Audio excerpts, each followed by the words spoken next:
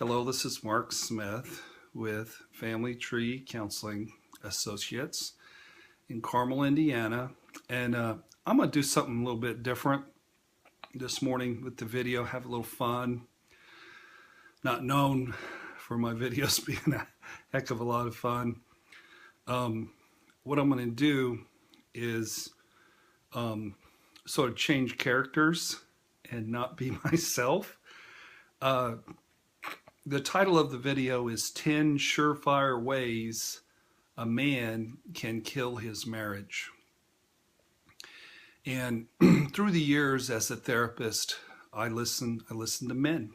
I have a men's group and I'm a man myself. I have friends and brothers and sort of know how men think.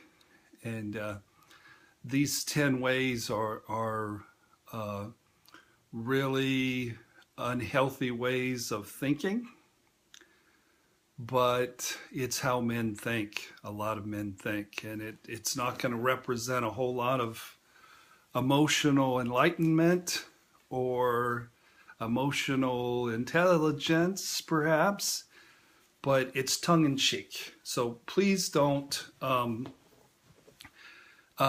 take a clip from later in this video when I'm saying a bunch of really stupid stuff on purpose to make a point, and then send it around on the internet, and then I'll get a bunch of complaints for saying so many stupid things. So tongue-in-cheek here. I'm going to try to develop or to express the voice of an immature, male denial, sarcasm, oblivious, arrogance, narcissism, naivety, and just an extreme lack of emotional intelligence. Many of the thoughts and opinions, I've really heard from guys in therapy. I do a men's group, and sometimes the fellas who've been in recovery for a long time, they'll just give brilliant feedback, and a new guy who is still in his addiction will say things that are just, feeding of a guy's acting out or his addiction. But okay, so to facilitate this different Mark, I'm gonna make some changes here in my appearance. Please don't send out parts of this that'll get me in trouble, because I'm going to say some really stupid things. Okay, so I'm going to take the smart looking glasses off, and I'm just a guy. It's not Mark Smith the therapist. I'm just a dude who's sitting around a room with other dudes talking about women and love and relationships. So, okay, fellas, if for whatever reason you're motivated not to save your marriage, here's 10 surefire ways of making that happen that have worked for me. Number one, this is really important. Leave your conflicts alone. Leave them unresolved. There's no upside in, digging up old stuff. Move on, move out of the past. Fighting, I don't know about you fellas, but fighting is no fun. And let's say you have a big old huge ugly blowout one day, just wake up the next day and pretend it never happened. Just wake up with a big smile on your face, give your wife a kiss. Every day is a new day, my friend. Buy your wife some flowers, try to act humble and nice for a couple days, and it's all good. You'll be off the couch probably in a couple days. It'll all blow over. But I tell you what, if you keep digging up those old conflicts, you're going to be miserable, dude. Let sleeping dogs lie. Okay, another important thing for a marriage you really don't care too much about is don't make too much time with your wife. You don't want to be that guy who's all joined at the hip. He can't go anywhere without his wife. He's got to ask his wife's permission. This is a guy whose balls are on his wife's mantelpiece. You don't want to be that guy. A couple that they go to a party and they're wearing matching T-shirts. So don't be that couple. She knows you love her. Tell her you'll notify her if it changes. But otherwise, man's got to have his freedom. You know, he's got to do what he's got to do when he's got to do it. And a woman needs to just roll with that, right? Am I right? Another way to get yourself in trouble, I call it flirting with disaster. So go ahead and place yourself in dangerous, compromising positions with attractive, hot, vulnerable women, because you're not going to do anything. I mean, you have self-discipline. You've never cheated on your wife in all these years, and there's just no way anything inappropriate can possibly happen. Flirting is fun, though. It's just good, clean fun, and it's innocent. And, that hot chick, she really isn't interested in you at all anyway. And it's just a way to get your ego scratched up a little bit to where it feels good. Get your psychological tummy rub just a little bit. So do lots of that. And you'll wanna always schedule a separate vacation. You don't want to be off on trips all the time with your wife. Get something together with the fellas. Go to Vegas or go up to the Boundary Waters and hunt and fish and drink. So now I understand that most of your buddies cheat on their wives and then they brag about it. But you're just there. You're just going to Vegas to gamble. You're not going there to cheat. So it seems like your wife, all she wants to do is go on vacation. She wants to go to the beach.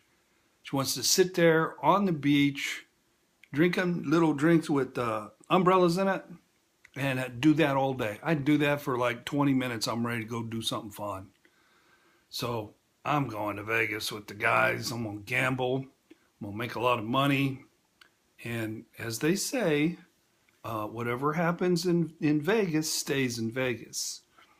So another thing I found real helpful in destroying relationships with a wife is, I call it engaging in text warfare.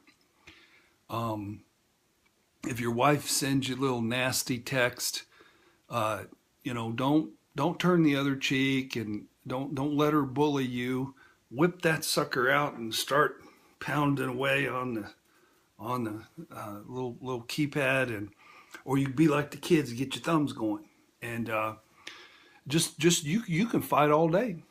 You fight for send a nasty text, get one back in 5 minutes, and do a little business, and then fire one back. And the thing is through the power of texting, the immediacy, and how it's easily misinterpreted, you can do a lot of damage, a lot of destructive things. You were able to spend half a day just hurling nasty grams back and forth. Then you're probably not going to be married too long after that. So number 6, probably it's okay to let your physical appearance go a little bit. That they have this phrase called "you outkicked your coverage," and that means you married a prettier woman than you had any business deserving. But you got her on lockdown now. Woman's not going anywhere. And if you happen to have a case of beer at home when you get home from work and put on a little tummy, little gut, that's to be expected. You're in your 40s now, your 50s. Sure, she was Miss Teen Indiana at one time, but I'm sure she's not going anywhere. I doubt if there's any guys hitting on her too much, even though she hasn't gained any weight, and she looks pretty good. So, fellas, here's another way to really ruin your marriage, and that is be intrusively needy, have abandonment issues.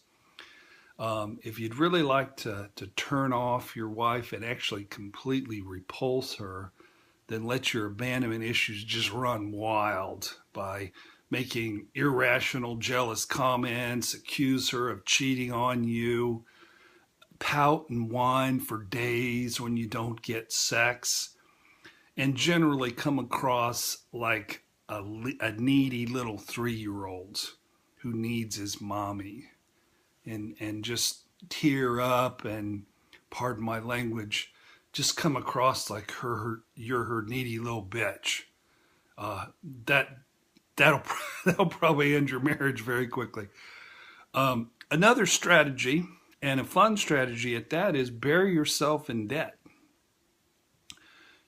Marriage is hard enough, and uh, you know, when everything's under control and done wisely, it's not much of a challenge. So let's make marriage more challenging by getting that beautiful ski boat that you wanted. You don't want to get the used $75,000 boat. You want to get the $400,000 boat. And I got my motorcycle hat on here. You got to get yourself a new Harley too, fella. And a successful guy like you during the holidays, I'd be taking the family on a grand tour of Europe. Not just, don't go to Disneyland, go to Europe like a real man. All right. So it's always helpful too if you can indulge in multiple addictions at the same time. Life's hard. You work your butt off every day, 7 days a week, 10, 12, 14 hours a day. And so, a fella deserves a beer or two when he gets home. Or I know a guy who drinks dreamsicles, little orange milkshakes. He's not a very manly guy.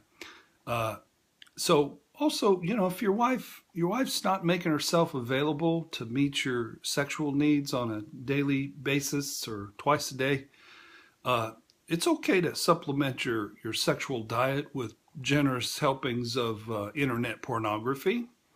That's understandable. That's just a man's a man, you know. Brother has needs, so do what you got to do. And you can't really help yourself when it comes to overeating, because your wife's a good cook, and she makes a nice meal every day, and then you travel and you go on business dinners and go to the best steakhouses in the world. Hey, do what you got to do. And then the most important thing that I can share with you is, don't go to therapy. Don't go to marriage counseling. You kidding me? Right. We're gonna go to marriage Not gonna happen. Uh, you're supposed to pay $175 an hour for 50 minutes. You don't even get an hour. You get 50 minutes with this knucklehead.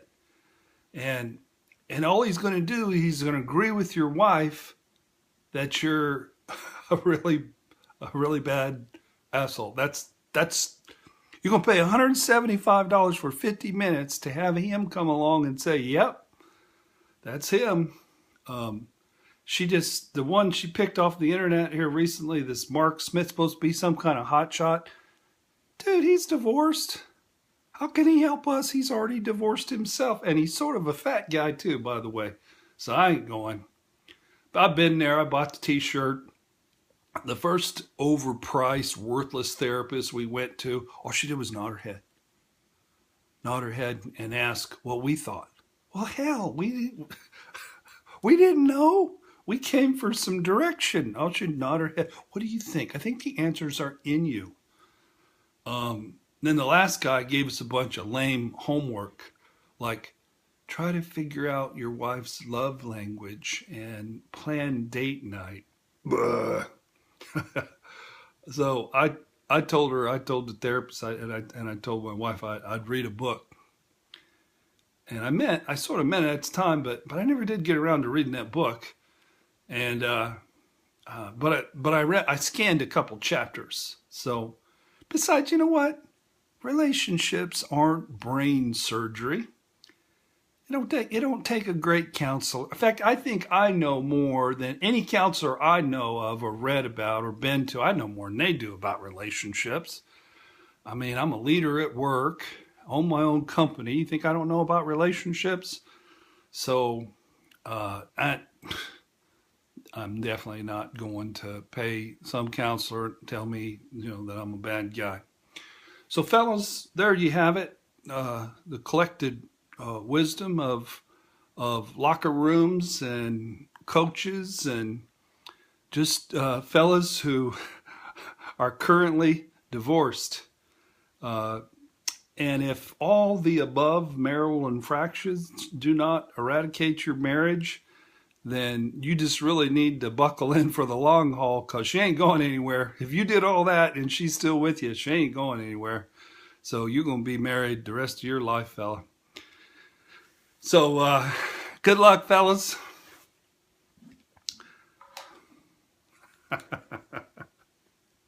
I got a feeling that's going to get me in trouble somehow. Mark Smith back here. I hope you enjoyed all the bad. Do the opposite, fellas. Don't do what that guy with the ball cap, what he said. Do the opposite, and it'll all be good. So listen, if you haven't joined our channel, Family Tree Counseling, on YouTube, do so. We're almost up to 1,900 subscribers, and our channel is just surging and just reaching people all over the world. It's been so much fun. Visit our website at familytreecounseling.com. And I have 6 books there, very good books. There's a book on abandonment issues that is, I think, the best book for day-to-day crazy dance abandonment issues, the best book in the world on that topic. There's a good book on shame. There's a good book on marital issues. And women, for your husbands, if you got one of those knuckleheads with the ball cap who thinks that way, there's an excellent book on male counterdependency. It's called A Punch in the Mouth from a Friend. Fella like that, psychologically, he needs him a punch in his mouth. And that's what I try to do in this book, is give him a little punch in the face. So also, at Family Tree, all of us are available to work via Skype. It's really changing the entire face of therapy. Therapy used to be a thing where you got in a car and you were stuck with the local talent. Now you can have a therapy session anywhere, and these phones are so big anymore. I'm actually making this video on my iPhone. The phones are so big, and everybody's got a tablet. You can have a great, very effective, very like they're right in the room with you therapy session with therapists all over the English-speaking world. So it's been a joy. Right now, probably half my caseload is Skype, and it's just been they're really tend to be highly motivated clients who are learning a lot, who've been to a lot of therapy and really are looking for some answers. So thank you so much for watching the video today, and God bless.